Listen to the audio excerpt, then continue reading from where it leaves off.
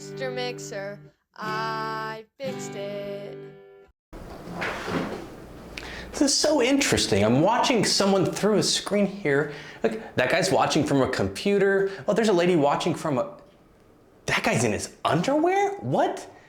What are they watching? They're looking at a screen. Oh. They're watching me? The motors in the professional 600 style of KitchenAid mixer are pretty strong, but they do fail on occasion. In this video, we're gonna go over what those failures look like, what symptoms those present, and also how to replace it. Let's get started.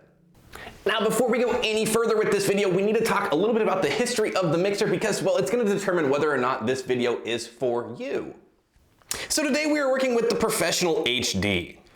And if we take this machine and we turn it upside down, not only are we gonna find some cobwebs, yucky, but we're gonna find the model in the serial number here. Now take a look at that. You see the model number KG25. Now the first four digits of that model number, they actually tell us something, right? So we have the KG25 right here. So the 25, that indicates that this is gonna be a 5-quart bowl, and the KG is telling us that, it's the Professional HD model. It's going to use the narrow version of the 5-quart bowl. So they actually have a different model of the 5-quart, which is the KV25. And the KV25, also still a 5-quart bowl, but it uses a wide mouth bowl. Then you graduate into the Professional 600 models, right? So the KG25, the KV25, and then the Professional 600 is going to be the KP26. That's going to be the Professional 600. They do have some other variations of that. And that's the reason why I'm bringing this up, right? So the KV25, the KG25, the KP26 are all going to use this same motor. So it's gonna plop right in, not gonna be any issue at all. But as you get a little bit older in the models, these new motors, they don't work. So they made some changes over time in this lower housing right here, right? This lower gear case. They made some changes. So the motors no longer mount up properly, right? So if you have an old machine and you need to put a new motor in it, sometimes you have to replace this whole lower housing and also some gears.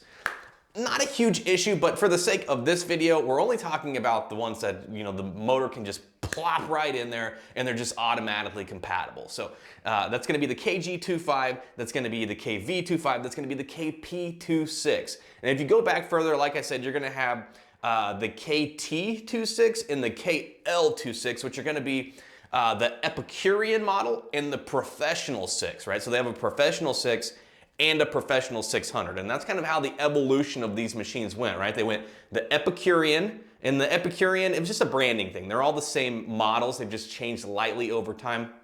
You had the Epicurean, they moved that to the Pro 6, or the Professional 6 is what they called it. And then over time it became the Professional 600. And just for reference here, all of these are gonna look exactly the same, right? So we have the KG25, the Professional HD. Now come into my showroom real quick because I want to show you some of the other models. All right, so this red one right here, this is going to be the KV25, and that's going to be the Professional 5 Plus. Now moving from the Pro 5 Plus here, we're going to move over to the Professional 600. So this is going to be one of those KP26 machines. Guys, we got the 6-quart bowl. The motor's going to drop flawlessly into the Professional 600 machine. But if you come down here, it looks strikingly similar, guys. It almost looks like the exact same machine because, well, it basically is, but you can tell that this one is just a Professional 6. Now, I believe some of these Professional 6s will accept those new motors, but as you go further back in time, they will not. The closer you get to that Epicurean model that we discussed, they just don't fit in there anymore. Now, moral of the story here, if you have a Professional HD, if you have a Pro 5 Plus or a Professional 600, the motor's just gonna fit perfectly into your machine, no questions asked. Now, let's get over the semantics here. Let's get into the actual repair. Come on. Now, before we get into this machine, we need to discuss the tools that we need to be using. So we're gonna need a number 2 Phillips head screwdriver, and then we're gonna need a pair of needle nose pliers. Now we're gonna start by removing this beauty band, right? There's one screw in the back here that holds this thing in place. So we're gonna turn that thing, we'll take out that screw. This band now, with that screw out, should just pull right away. Now prepare yourself. This one is actually pretty clean. You can see there's a little bit of gunk on there. There's a little bit of gunk that was hiding behind the band. But some of these things are just absolutely filthy, so don't say I didn't warn you. So now that we have that band off, you're gonna notice, so we have 2 screws, one here and one here. And then if we turn it around, you're gonna see 2 screws on the other side as well in the same location. Let's go ahead and remove those. Now we can actually take all of the rest of the screws that we are gonna remove throughout this process. We can just combine them all. I usually throw them down here in the base, but you put them wherever you want. You don't have to separate them because, well, all of the screws for the rest of this process are the exact same. The only one that's different, it's very distinguishable, is the beauty band screw because, well, it's nice and tiny. Now with all of the screws out of this head, we can go ahead and just remove that. It's just gonna lift off just like so. We'll set that off to the side. Now, once you take that lid off, this is what you're looking at here. So we have the transmission housing here, right? So this is where all the gears and all the grease are at. We have the motor, and then we have the speed control board over here. Now, we will be talking about that speed control board just a little bit because, well, it kind of goes hand in hand with that motor. But either way, to get started, we're gonna have to remove this transmission housing. So we have 1, 2, 3, 4 screws here that we have to remove, then we can pull this thing away. So before we go any further, I think maybe I should remind you, your machine should be unplugged at this point. So as you can see here, we have all of the screws removed from this transmission housing. Let's go ahead and pull that away. Check that out. That's just gonna be a bunch of old nasty grease in there. Now these mixers, they do need to be re-greased every few years. They should be for best practice. Let's go ahead and remove that. Take a look. You can just see there's a lot of leaked oil. You see all that shiny stuff down there. A lot of leaked oil. This grease has started to break down. And when this process happens, right, it starts to leak oil out of the machine. The oil leaks down into your bowl, into your food, along the beauty band. You just start to get oil leaking out of the machine. Your gears are now susceptible to excess friction, right, because they're not being lubricated properly, which kind of just leads to them breaking down faster than they should. So every few years, you should do a re-grease. We're not gonna do that in this video. It's not a long process, but it's not the point of this video. We will link the re-grease video tutorials at the end of this video though. Now that we have everything, kind of taken apart here, we can see inside. Let's talk about the reasons why these motors fail and just some of the common symptoms. Now the first symptom, obviously no power, right? It doesn't turn on, but that doesn't necessarily mean it's the motor. So if this thing, it doesn't turn on when you turn it on, or it takes a while to turn on, maybe you have to go up the speed selection to get it to turn on, or you have to wiggle the switch a little bit, that's actually generally an indication that your board is bad, not the motor.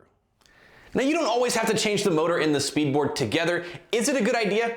Probably, because they really do, like I said, go hand in hand together, but not always a necessity.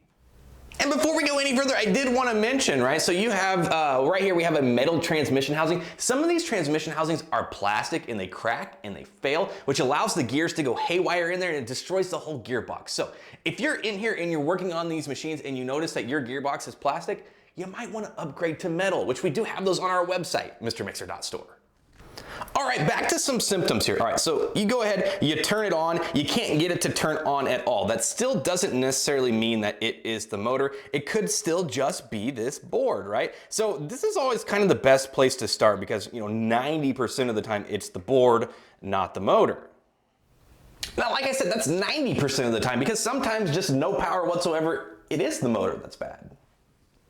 But traditionally it has other symptoms. So let's go ahead and get started. So no power, that could be a good indication, right? So if your motor is making like some squealing and some squalling and some nasty noises, we probably ought to replace it, right? Because, we have some brushes up here and these brushes, they're hard to change, they're hard to acquire, and, they just get trash in there, they get chipped and beat up. You really should just change the whole motor out. Now the next thing, if we look right here, okay, you see that guy? This is what we call a ring magnet. Let me spin that for you. You see that little ring there we're spinning? If that thing gets cracked or part of it falls off or it just falls off completely, then the mixer is absolutely gonna wig out. It's basically just gonna run at full speed. Now let me tell you why.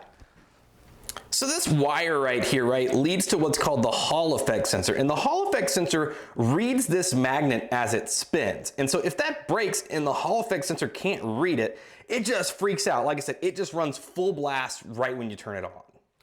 Now this is where things get a little bit silly. So we did talk about this ring magnet right here and how the Hall effect sensor reads that. Well, if the magnet's gone, yes, the Hall effect sensor is not going to be able to read it. But if the Hall effect sensor is bad and the magnet is still there, it's going to do the same thing. It's going to run full tilt on the first speed. The speeds will be erratic. It'll just be going crazy. And the thing is that you can't get just the Hall effect sensor anymore, right? So let's go ahead. Let's take a look at the new board here. You can see that it is just basically glued into place there. There is not a clip like there is on the old ones. So if your machine, like I said, has the magnet there, but it's just running on full speed immediately, it means the Hall effect sensor is most likely bad, which is going to require you to replace this board. But don't worry, because at the end of this video, we will also link the video on how to swap out this speed control board. We carry these on our website as well. Now really some of the last things that result in needing to replace the motor, low torque, right? So if you're not getting any torque, your machine just feels super weak, you might want to replace that motor, as well as this fan right here can fail, guys. So this fan can potentially contact the housing. I've seen these just fracture off of here, which can cause your motor to overheat here. Now, symptoms of a motor that is bad because it's been overheated, if you take a look, these coils are nice and shiny right here. If you're seeing any charring, if you're seeing any black soot or anything on there, if it smells burny, right? Any indication that this thing got super hot, we're gonna wanna replace that motor. Now, sorry for all the long-winded talks here, right? But I just feel like this is information that you guys should know, and maybe you just want to know how to swap the motor, but I feel like going over some of these symptoms really, reaffirms, I guess, your diagnosis to let you know that, yes, this motor needs to be changed. So let's keep moving.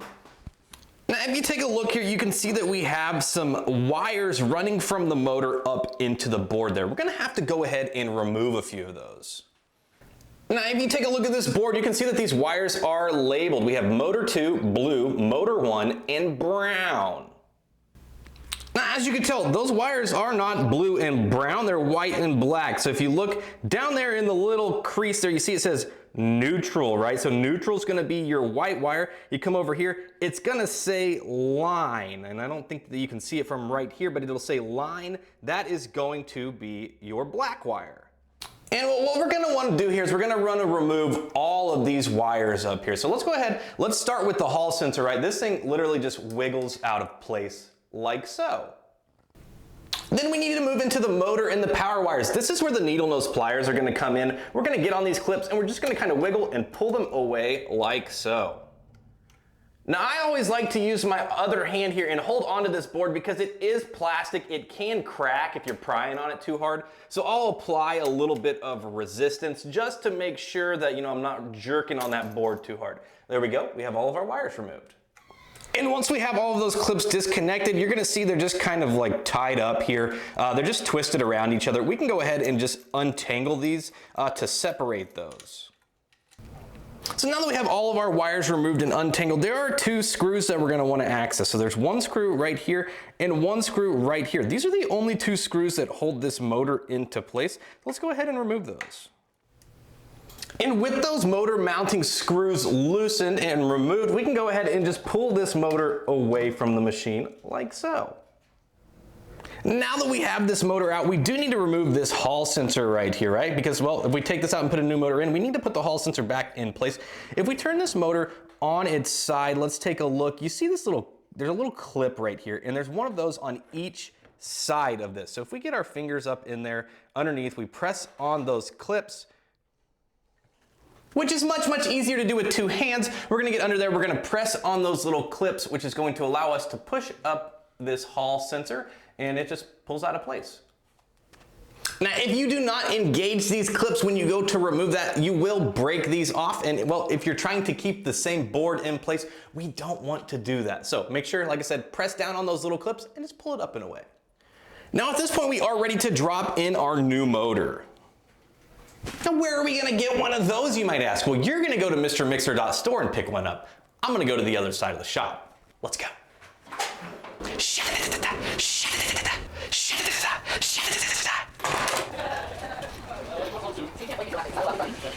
Hi, you're filming me.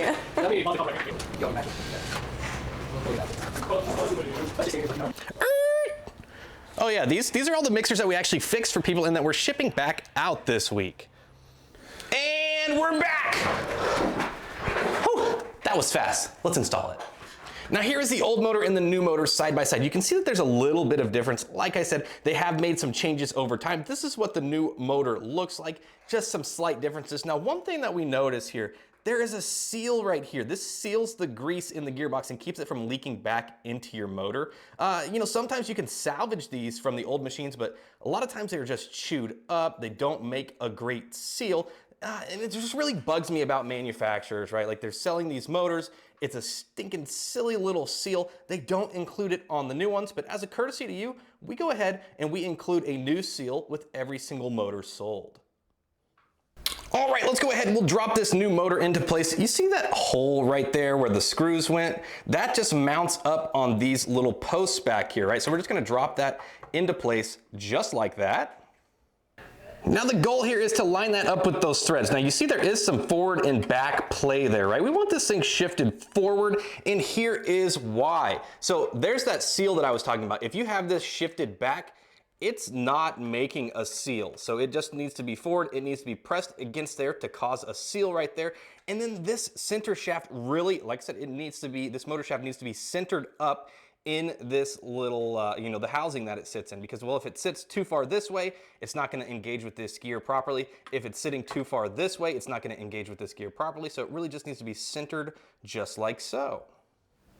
Now that motor, it engages with this wheel portion of the worm gear right here. And this is a perfect representation of why it needs to be centered, right? So if we push it too far to the right over there, when we spin that fan, you can see it's not engaging at all. Now, if we move it, again, the inverse, too far to the left, and we go ahead and we try and engage that, it does spin, but once this thing reaches speeds, it's gonna cause a lot of chattering, a lot of just really rough sounds because, well, this motor's putting too much pressure on this gear. It is kind of a floating gear, right? You see it kind of moves around in there, which allows just for a lot of knocking. So again, make sure this thing is nice and centered. And once you feel like you have it centered, we can go ahead and just screw this motor back down into place. Now, one thing you want to pay attention to as you go to tighten this down, it will actually change, you know, how your motor is sitting up here. So you do want to kind of keep a hand on the front of the motor right here to keep that, like I said, engaged with that gear, you know, enough to make good contact. Then we'll go ahead and tighten that down, and then we'll go and install this other screw on the other side as well. And now that we have the motor secure, it is time to reinstall these clips back onto the speed board here. Now, as you can tell, if you look at these, you're gonna see that the power wires that go from the power cord over here, the clips are gonna be quite a bit bigger, and then the motor wires are gonna be a little bit smaller. And you'll notice on the board as well that the clips for the, you know, the power wires from the power cord are bigger and the motor wires are smaller. So let's just go ahead and put those into place. Now let's go ahead and start with our little motor wires, okay? So on the board here, we're gonna have motor 1 and motor 2. Now it actually doesn't matter what orientation these go in. So you can transpose these, doesn't matter. We can put motor 1 or motor 2 on either one of these as long as these clips are in place. Now we're left with the two wires that run from the power cord. Now remember we talked earlier, you see neutral right there, that was the white one, and then you see the line that I was talking about now, that is going to be the black wire. So let's go ahead, let's start with the line and we'll just click that into place. And then lastly here, we're ready for our white wire. Let's go ahead and click that into the neutral spot. There we go. All right, so now that we have all the motor and power wires in place, we need to go ahead and get this Hall sensor reinstalled. We're gonna take that, it just got 3 prongs. It's just gonna click right in place right here. Just push it into place, you'll hear a little click. And now we are ready to go ahead and put this Hall sensor back into its slot. This is the orientation you wanna go in. The long black side needs to go against the back of the motor there. If you try and go in this way, it's not gonna fit. It needs to go in like this. You're just gonna line it up here, line her on up there, and then just kind of click it down into place. It's got those little tabs on it. It'll push down. It is now secured. Now that we got all the power cords back in place and the Hall sensor, we went ahead, we plugged in the machine. Now I don't recommend you do this at home, but I'm gonna do it so you can see how this kind of process works here. So take a look there. We have the motor turning, which then turns the worm gear, which turns the worm follower gear, which in turn turns that planetary. Now, as I stated earlier in the video, this machine needs to be re-greased. If your machine hasn't been re-greased and you're opening this thing up, re-grease this machine. Inspect all of these gears. Now, as you can tell here, this grease, like I said, it's leaky, it's gunky. This is the new stuff that we offer. So if you go to our website, you're looking for grease, this is what you're gonna get, some nice white food-safe grease. This stuff is the best stuff that you can get for your machine. Now, if you get in there and you find that any of those gears are damaged, they should also be replaced. And this, like I said, you'll wanna get some grease and a gasket with that as well. All of this is available on our website, mrmixer.store. Let's go ahead, let's continue getting this thing stitched back together to get the job complete. All right, we are now ready to put our transmission housing back into place. It's just gonna slide over like this, drop on down there, just like so. Now, we do wanna make sure that we're getting a good seal right here. If this thing is, like floating up like that, that's no bueno. We want it to be nice and flush there, and then we can go ahead and install our screws. Now, as stated previously, all of the screws that we have left here are all the same size, so we're gonna just need 4 of those. Let's go ahead and start dropping those down into place. Now, before we go ahead and put the top on, we do want to go ahead and just test run it one more time to make sure that when we put that planetary housing on there, that transmission housing, that we're not going to have any issues, that nothing got malaligned or anything like that. So let's go ahead, let's give this a test. Oh yeah, rocking right along, changing speed, sounding great. And so now everything is tested here. We are ready to go ahead and put our upper housing into place. It's literally just gonna drop down. You can see you have our screw holes right here. They align with these little pegs right here, right? There's threaded pegs. So let's just go ahead and seat that down into place. Let's go ahead and grab some screws and screw that into place. All right, now the last thing we have left here is our band. Let's go ahead, let's pop that into place. It's just gonna come around like this. These back tabs right here, these are gonna overlap each other to reveal the threads, and then we'll go ahead and we'll just get this screw started and screw that into place. Now, one thing to make sure of here, we do not wanna cinch this, screw here too tight because, well, the screw is made of stainless steel, the body is made of aluminum. You will strip out those threads if you're really cranking down on it. So you just wanna get it, like I said, just tight, right? Just tight. There we go. And just like that, we've installed a new motor into the Professional 600 model of machines.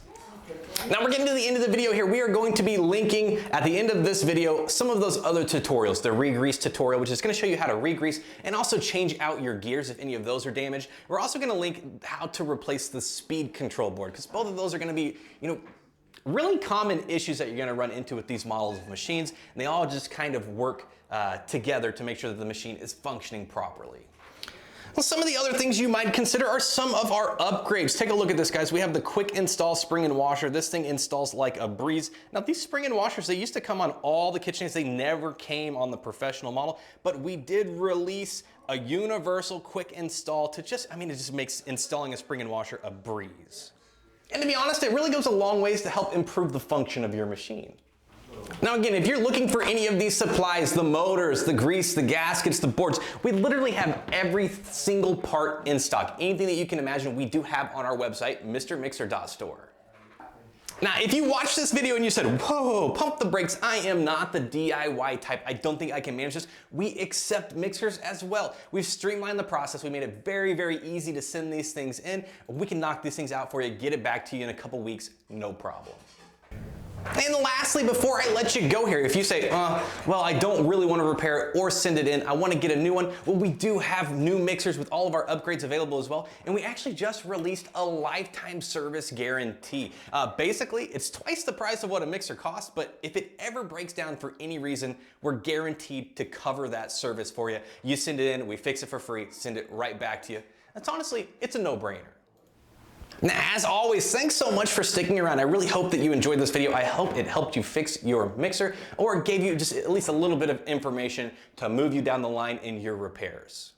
Now, if you like this video or if it helps you anyway, make sure to like and subscribe. It really helps us. We actually just started offering a paid subscription as well. So if you want to be, a member, a part of our subscriber base, feel free to do that. If you enjoy our content, that's a good way to help support what we're doing here. But regardless, either way, it is just such a pleasure to be of service. I love to be able to make these videos for you and help you get your machines back on the road. And, while I hope I don't have to see you soon, I hope to see you soon.